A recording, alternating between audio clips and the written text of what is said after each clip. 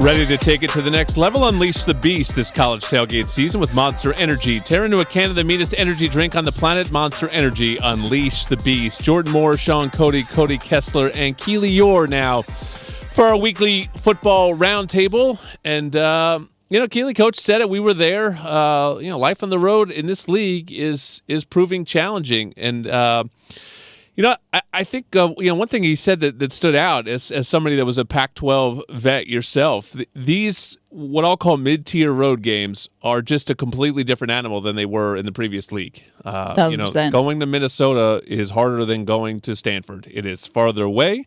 The crowd shows up. Weather could be a factor. It wasn't in this game.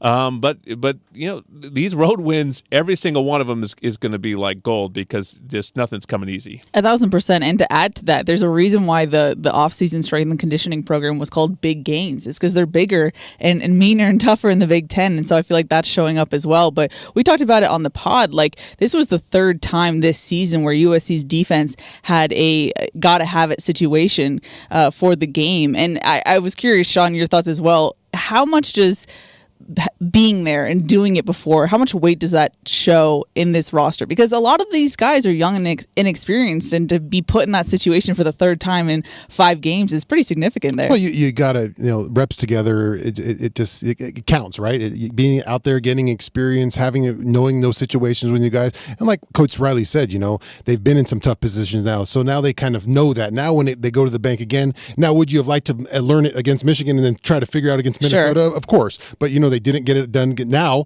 All right, when's the next opportunity that this is going to arise, and we got to put it to the bank. But so many plays in this game. I think these 2 losses for me are tough because you had the game in the fourth quarter, right? Yeah. You're up a score. You have opportunities maybe to put that next score in or put this game away. And yeah, it comes down to one play at the end. But should it come down to one play? They had opportunities before that. Those final rushes at the end or the butt push to get in the end zone. Like, you got to find a way when you have those, when you're up by 7, to push that lead. And this team just hasn't been able to do that yet.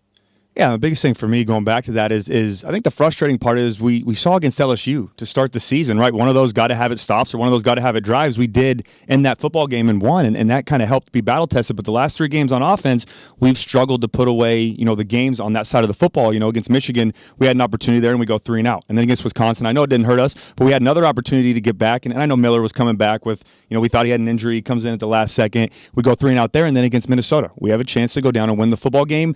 Should it have been there? No. I would have loved for us to, when we were 17-10, to eliminate that turnover, right, and then help our defense in that situation. But that's both sides of the football, right? And we've got to be able to find a way to win those games because the good teams or the great teams find a way to get it done. But I'm with Sean on that. I think this team's going to learn so much from these losses, and I truly believe, as much as we don't want to have them, you learn more about your football team in a loss and when they handle adversity than you do after a win.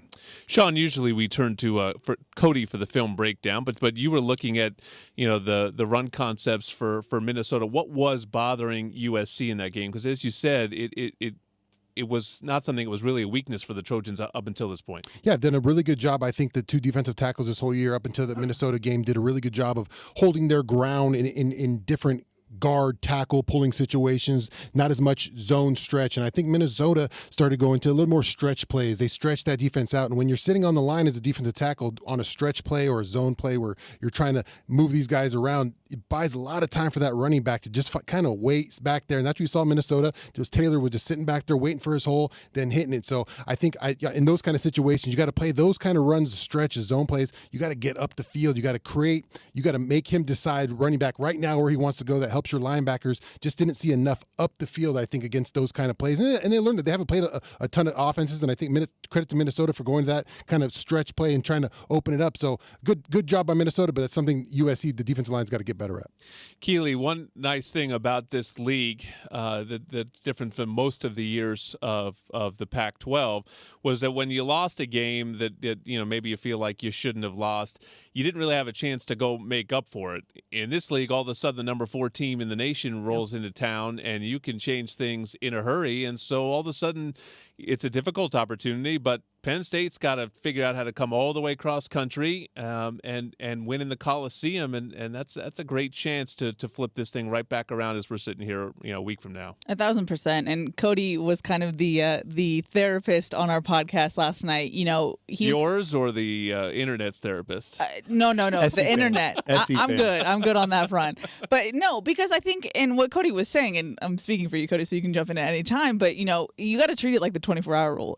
I feel like in the era of CFP or bust, fans are kind of just like, well, it's all over, 5 games in, but that's not how football works. Look around the rest of the league on Saturday. So many teams dropped out, and so I just think that like the CFP or bust mindset is probably not the best to go in the era of college football we're in right now. So turn the page. This is another opportunity. And Cody, you played a Stanford team that was top ranked, and things happen in the Coliseum. Who knows? Yeah, and it was more of a State of the Union is what the fans were asking for. I wouldn't say therapist. I don't think anybody should pay me to be their therapist. But my message was that. And they asked, where do we go from here? And I said, if you're a player, and Sean knows this, you have to have a 24-hour rule. Because if you don't and you linger on this game or the thoughts from this game that you should have fixed, Penn State's going to come in here and take care of business because they're going to be ready to go. So I know Coach Riley and this team will be ready. But as a fan, it's tough to do that, right? Because you look back and, we should be 5-0 or we should be 4-1 at least. There's so many things that could have went our way in that football game that didn't, or that we could have done,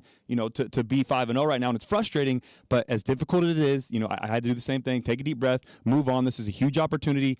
I'm done looking at expectations this year. Let's just focus on a week-to-week basis and let everything fall as it will. I do think emotionally you have to take something as a player from that game, and it's got to hurt, right? You drop, true, 100%. 24 hours to all right, get over it, but I want to see a pissed off team. I think the level of emotion on this team needs to increase. It needs to bump up. X's and O's are great and putting guys in the right position, but if you're not playing with that edge, this team needs to be pissed off after this game. And having a Penn State team coming into the Coliseum, they should feel a certain way about 100%. This whole game. I also think people don't realize this yet. This is the era of the 12-team playoff. So let's see what happens. Just keep letting it play out. This is not the era anymore where you lose one game and your whole season is over. We have one more segment to come on Trojans Live. One final segment of Trojans Live on a Monday night. Tough one. Everyone licking their wounds a little bit in the Trojan family, but there is a big game coming up on Saturday, so everyone has to rally together, get in the Coliseum early, and create a moment. Number 4 team in the country coming in. Could be a really special Saturday in the Coliseum. 12:30 kick. That's presented by Wells Fargo. The over-under is presented by Pechanga Resort Casino, a proud partner of USC Athletics. This circles back all the way to my first question to Lincoln Riley, but over under 1.5 possession game on Saturday. What I want to happen over. Sure, I didn't ask if you wanted to. Okay, happen. I'm saying over. I'm going to be confident. I'll be optimistic this week. I've already been everybody's therapist, so I'm going to say over. If we can start fast, and this Penn State team has struggled a little bit starting fast. They did against UCLA last week too. So if we can start fast and get an early lead and force them to play our style of football, I think the over is very possible. I think it's under. I think it's we've seen 2 out of 3 games been down to 1 possession. I'm sure Penn State's a good team. They're going to try to limit possessions, and it'll be a tight one at the end. Yeah, exactly what Sean said. I want to take the under. It does. I think we were talking about the NFL over the week. It does feel that way to me at times. It just feels like there's so many fewer possessions in these games, than there were in the past, and so. You don't even have to stay that close in that case. You make a couple mistakes, and then all of a sudden, there you are in a 1-possession game late, and then kind of feels like anything can happen, especially when you're on the road. And the weight of every possession just feels monumental. Like you do the game with Pete Arbogast, and he makes you feel that way. But he's out there counting them, Pete.